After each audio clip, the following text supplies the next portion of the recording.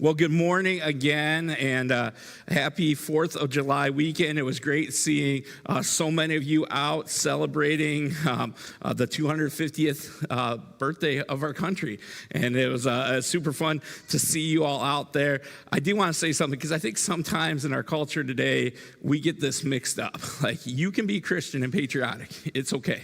I want you to understand that today. But I also think it's really important that we remember our allegiances. Our primary allegiance is first and foremost to our King and his kingdom. And that's important to remember too. So I do think I had a great time last night seeing so many of you shaking your hands. As many of you noticed, I had a nice hobble with me. Once I get hobbling, it's hard to stop. It's hard to slow down. So that was great to be part of that. But last night as we're watching the fireworks, there's one thing that was rolling through my head the entire time. And I don't think it was the same thing that was rolling through your head. Maybe it was, if you're weird like me, but it was the cost of the fireworks, all right? All through my head the entire time. I'm not enjoying the fireworks because I'm remembering how much they cost. And if you had to guess, I don't know what you say, $10,000, $15,000, $20,000, that's where we usually are, but this is 250th, so we actually spent $30,000 on fireworks. So in case you were wondering, that's how much they cost. In fact, I was sitting with another commissioner at the fireworks along with our hockey coach, and I looked at them afterwards. I said, well, that's the best show $30,000 can buy, because that's what we had, and that's what we put up with. But it was kind of consuming my mind. So much so that I'm watching these fireworks and my mind's on the cost that I forget to actually enjoy the show. I forget to actually do the oohs and the ahs and the look at that color and look at that one pop and look, was that one a smiley face or a heart? I can't really remember. Yeah, just that was going through my mind. But I think oftentimes in our life there's another question that entangles our mind, that engages us so much to the point where we don't enjoy life the way we should because we're so worried about this question that's on our mind. I think if I were to sit down with each of you individually, and I would look you in the eyes, and I'd ask you a simple, raw question, I wonder what your answer would be. And the question is simply this: what's your worth? What's your worth? Now, what's really cool these days, I don't know if you know this, you can go online and you can look up people's net worth. It's really kind of crazy to see how low some of our numbers are, all right? I'm not talking about that kind of worth. I'm not talking about your net worth. I'm not talking about how much is in your bank account or the square footage of your home. I'm not talking about what titles are behind your name. I'm talking about what is your intrinsic value as a human being. Today we're beginning a new sermon series, and it's called Tough Topics. And we're really going to look at some really hard topics that I think we have to come to terms with and deal with.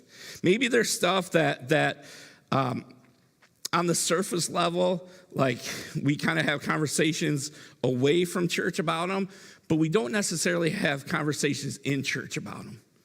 And there are topics that sometimes even we're addressing at the water cooler at work.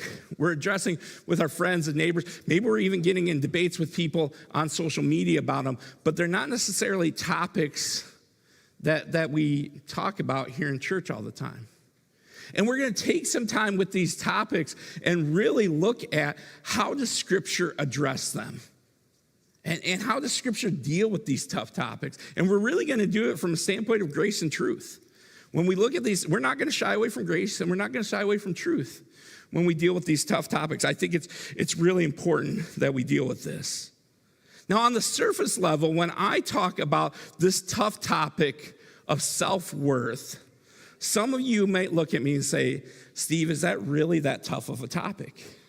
When we talk about tough topics, and we're going to talk about things like addiction or politics, like we might not think that self-worth is up there in the same spot as those tough topics. But I think, and I think this from experience, I think the truth of the matter is if we dig deeper, if we take some time to really actually dig into it, we recognize that self-worth is an area where many of us struggle. We don't like to admit it. We don't like to talk about it. But I think our self-worth is an area where many of us struggle. When I ask you, what is your worth? Most of us don't like that question, because it drags us into this place where we're face to face with ourselves. We're face to face with what happens in the dark corners of our heart. We're face to face with the things that if people know about it, we hide because it would bring shame to us. And we have to make a shift from our shame to our self-worth. See, we can spend our entire lives running from this feeling of not enough, desperately trying to build a tower of accomplishments, a tower of wealth, a tower of power, a tower of our household, a tower of whatever. We can spend our entire life doing that. And it still will not be enough to prove that you matter, that we matter. A while back, a friend looked at me and she asked a question. And that question tore right through me, caused me to really look at myself and really kind of examine some of my own motives. She said to me, Steve, why do you do everything you do? Because I like to stay busy. You all know that. I like to stay busy. And it wasn't a criticism, her asking this question. It was an observation.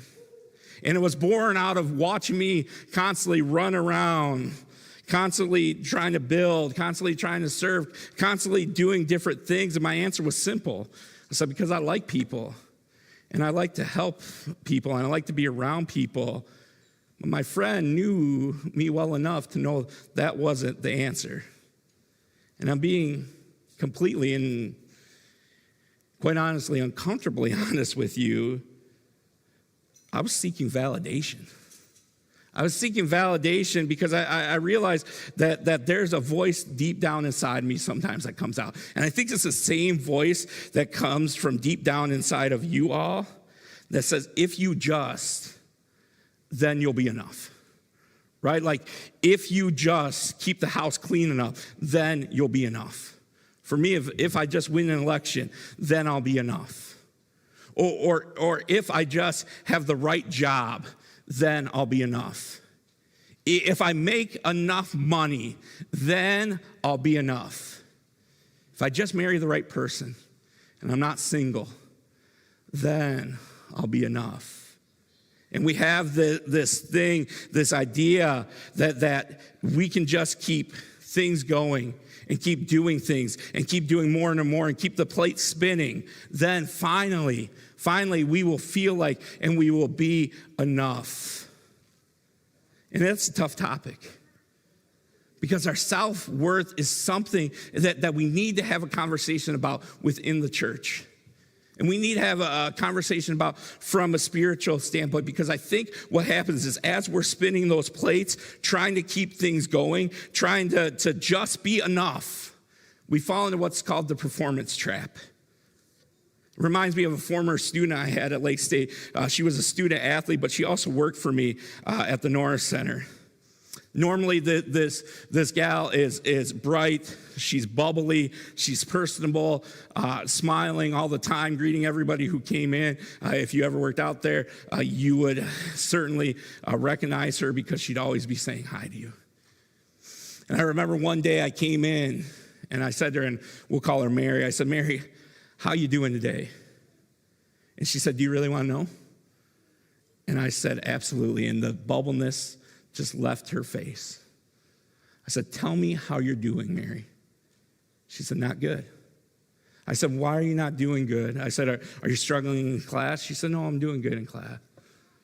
I said, what's wrong? And remember, she was one of our student athletes, played on the volleyball team, and she said, well, I'm just struggling. I'm not getting the playing time that I got the previous year. I was an all-GLIAC first-time player last year, Steve, and now I'm hardly getting any playing time. The number of kills that I have, that's when they spike the ball down really hard. I've learned that term working in athletics. The number of kills I've had is way down from where it was last year. She said, and Steve, on top of that, I'm not even jumping high enough to block the ball like I used to. She said, I go up and it's going right through my arms. I'm struggling. We're not winning games. I'm supposed to be a leader on our team. And she just broke down in tears. And I looked at her and I said, Mary, do you know your worth isn't based upon how many kills you have on the court? Do you know that your value as a human being isn't based upon how many blocks you had or how many wins or losses you had? And I said, Mary, quite frankly, your value isn't even if you get an A or a C- in your marketing class. It's not based upon any of that. Your self-worth isn't found in how well you perform wearing a Laker jersey. It's found in your love for God and how much he was willing to love you, regardless if you had 1 kill or 45. See, Mary had fallen into this performance trap. And while we relate it to sports, and we can relate it to sports, the fact of the matter is, I think we all fall into this performance trap. And sometimes we actually call it responsibility, right? Sometimes we give this camouflage name of responsibility, and we base our entire worth on how we perform. Right? How our work performance it was. How are our numbers? Right? How well did we do? Are we respected by our coworkers? Does our boss like our performance? We base our worth upon that. How much do we get paid for the job we do? We base our worth upon that. We base our work on our performance as a spouse. Are we keeping the peace? Are we providing enough for our spouse or for our family? Are we doing that in the way that we should? Or maybe it's our parent performance or our grandparent performance or our great-grandparent performance for some of you. Are our kids, our grandkids, our great-grandkids, are they turning out how they're supposed to? We see other parents, other kids of other parents turning out differently, and we wonder if our performance and our worth is not as good because we haven't done the job that others have done. See, here's the mistake I think we often make. We tie our value to our output.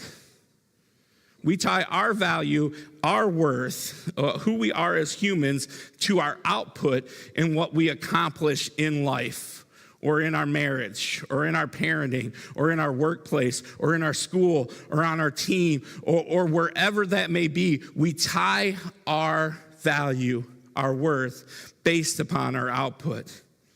But then what happens? What happens when our business takes a downturn? What happens when we get in a fight with our spouse? What happens when our kids make mistakes?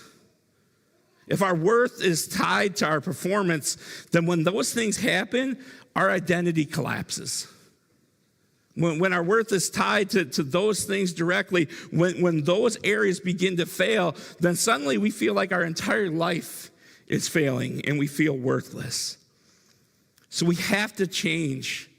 We have to change from this performance-based voice of shame to the kingdom-based voice of truth. And to find out what our true worth is, I think there's 3 important questions we need to ask. I'll put them here on the screen. The first is this: who created you? Who created you? We're going to talk about that. Second is this: who do you belong to? And third is this: what price was paid for you? See, if you want to truly understand and know your worth, as we dive into this tough topic of self-worth, these are the questions that the voice of truth wants to remind us of each and every day so that we can be reminded our self-worth is not tied to any performance. It's tied directly to these 3 questions you see on the screen behind us. So let's break them down. First is this: who created you? And I love this. I put this on the screen because I think it's so important. Your worth cannot be determined by the culture around you because the culture around you didn't make you. Read that one more time because I think it's so important. Your worth cannot be determined by the culture around you because the culture didn't make you. That's not who created you. That is not who made you and made you. And so by no right does the culture around us have any authority to define our worth. Church, we need to remember that.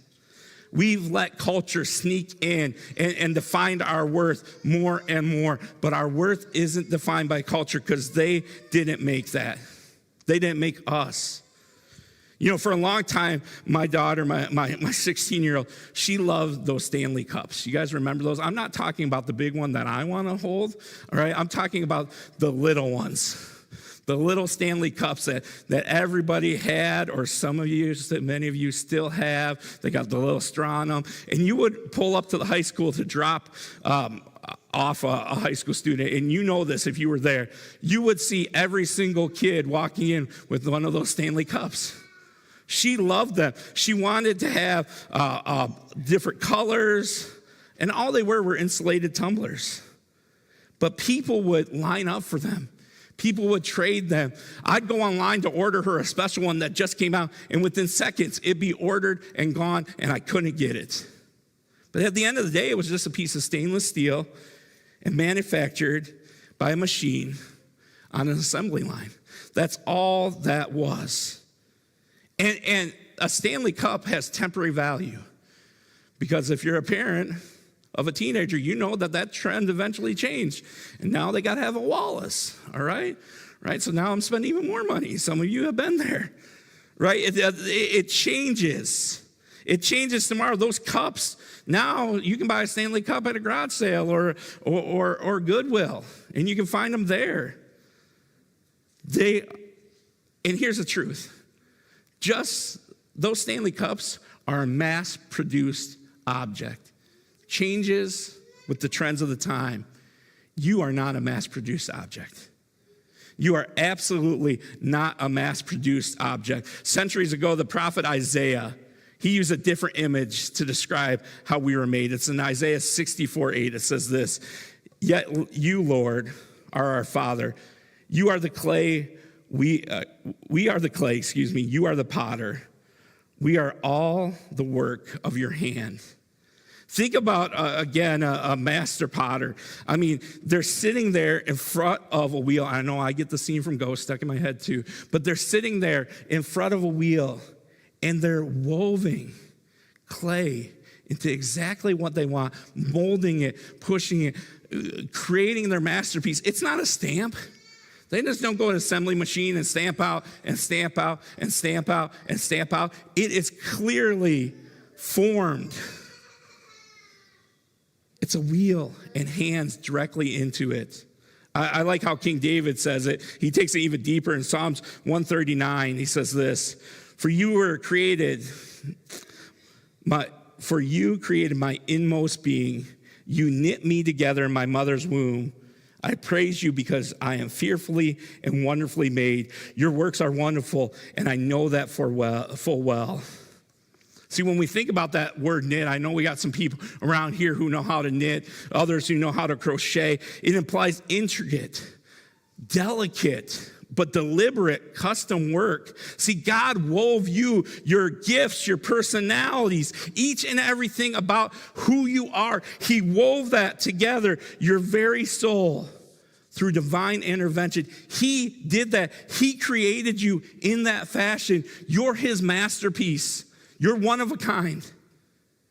We need to remember who created us. Apostle Paul says this in Ephesians 2:10. He uses this word. He says, for we are God's handiwork, created in Christ Jesus to do good work, which God prepared for us to do in advance. That word handiwork in the Greek language is the word we get poem or masterpiece. You are God's masterpiece. Each and every one of you. That's the value of your worth in who created you and how he made you. We can't forget that. You are made by the Almighty Potter. He doesn't make junk. So when we think about our self-worth, we can listen to the performance trap, or we can be reminded of who created us. And here's the second question. Who do you belong to you? See, value is also determined by ownership. Value is determined by ownership. When I was growing up, my grandpa, my dad's dad, My other one is my granddad. But my grandpa, he would pull me aside before I went out the door. I would go and spend weeks with him in the summertime in Parma, Ohio, and we would go out and we'd walk across the street to the Parma Town Mall, or we'd go somewhere in town with his friends and do that type of thing. He'd say, Stephen, remember you're a Habusta. Some of you have heard similar phrases like that. Remember you're a, and whoever you are, your family is. See, my grandpa was doing something. He was reminding me of my identity. He was saying, your actions don't just reflect you. You carry our name. You represent this family, the Habustas. You belong to something bigger than yourself. I used to tell my sports teams this when I was coaching high school swim, and we would go someplace and we'd go on a road trip, right? And I'd be worried because I'd have to watch like 30 to 50 high school swimmers and teenagers. And I'd say, remember, you represent our school. You represent something bigger than yourself, because that's who you belong to. You belong to somebody bigger than yourself. When you walk into the world every morning, it's important to remember that you carry a bigger name than just yourself. You don't have to beg for validation, because the ultimate authority of all heaven and earth has already adopted you into his family. See, when we're seeking validation, I think sometimes it's because we forget who has already adopted us. We forget who we belong to. Paul describes it this way in Ephesians. He says this: he predestined us for adoption to sonship through Jesus Christ in accordance with his pleasure and his will. We've all been adopted into the kingdom. If you're a follower of Jesus Christ, if you made him your Lord and Savior, if you've been immersed into him, then you absolutely have been adopted into his kingdom. You are a kingdom heir. And I love this, that it was in accordance with his pleasure. God didn't adopt you. He didn't include you in his kinship because he felt guilty. All right, ask any parent who's adopted a child. They don't do it because they feel like they have to, or they felt guilty about it. They do it because that child brings them great joy. And I know that all too well. But that's our King for each of us. See, we belong to him. He adopted us into his kinship, and it brings him great joy. We belong to something bigger, something so much more. And because of that, because we're part of that, there's a security and a validation that comes with that. Look at Romans 8:15. The Spirit you received does not make you a slaves so that you live in fear again. Rather, the Spirit which you received brought you adoption to sonship, and by him we cry, Abba, Father. See, sometimes in our 9 to 5, we live in this constant fear about our performance.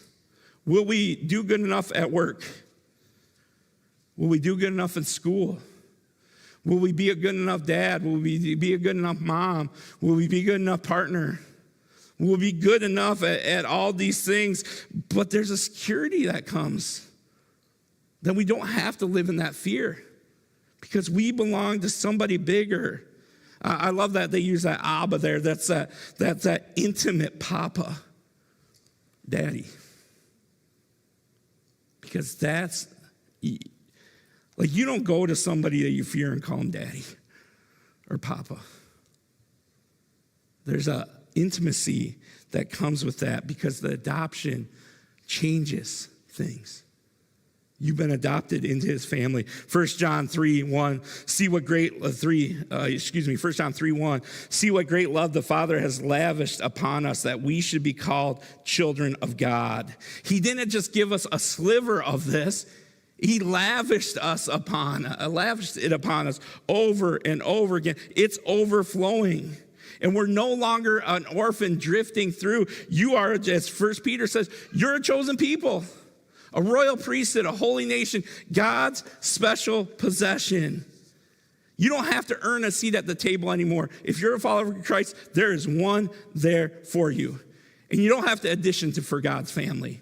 You're part of it already.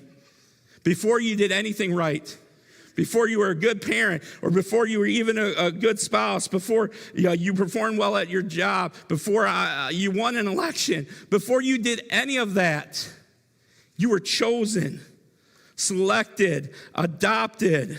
You were God's special possession. Who do you belong to? You belong to the great King, and you carry his name. And that should give us a whole lot of worth. He's looked down to you, and he said, I want that one.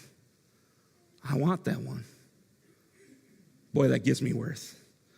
And the third question is this: what price someone was willing to pay for you? See, in the world of economics, something is only worth what someone is willing to pay for it. A while back, a pair of worn out, scuffed Air Jordans, shoes that were actually worn by Michael Jordan, sold at an auction for $8 million. At the very base, all they were just Nike shoes like mine. Of course, I would work that in, by the way.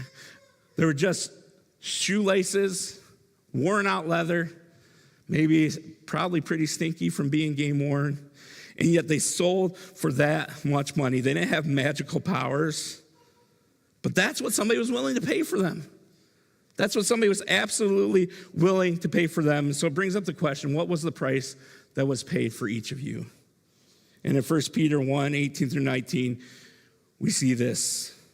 For you know that it was not with perishable things such as silver or gold that you were redeemed from the empty way of life handed down from you for your ancestors, but with the precious blood of Christ, a lamb without blemish or defect.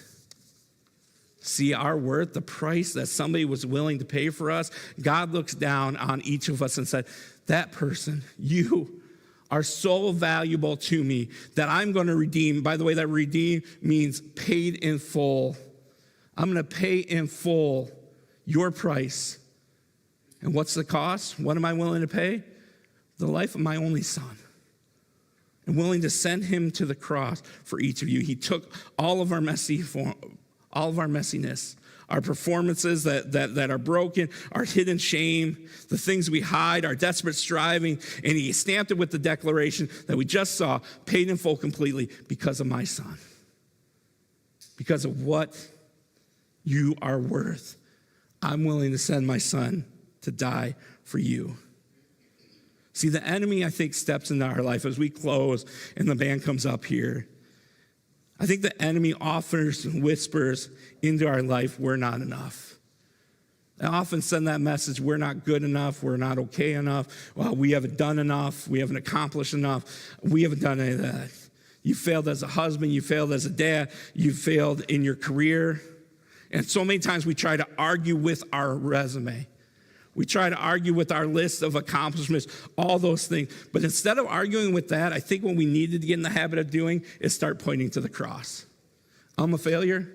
Look at what my father did for me. I'm not good enough. Look at the price he was willing to pay for me. Let that be a reminder to you, church.